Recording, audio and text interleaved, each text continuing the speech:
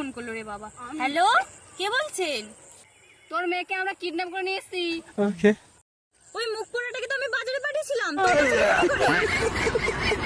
তোর মেয়েকে আমরা কিডন্যাপ করে নিয়ে এসেছি, আমার ডেরা এখন আছে। যদি জীবিত চাস তোর মেয়েকে, তাহলে আমার ডেরায় 10 লাখ টাকা নিয়ে চলে আয়। যদি 10 লাখ টাকা না দিই তুই কি করবি? তোর মেয়ের কিডনি নিয়ে বেচে দেবো। ও তো আমি কদিন আগেই ওর কিডনি বিক্রি করে একটা আইফোন কিনে নিয়েছি। তোর মেয়ের ব্রেন বিক্রি করে দেবো এবার। আমার মেয়ের তো ছোটবেলা থেকেই ব্রেন নেই। তোর মেয়ের চোখ তুলে বিক্রি করে দেবো, চোখ না থাকলে ভবিষ্যৎ পুরো অন্ধকার।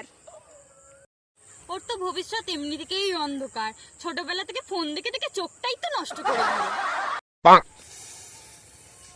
দেখ ভাই, আমি সিরিয়াসলি বলছি, 10 লাখ টাকা দে, তোর মেয়েকে নিয়ে চলে যা। আমার কথা শোন, তুই ওকে রেখে দিয়ে আমাকে 5 লাখ টাকা দিয়ে দে।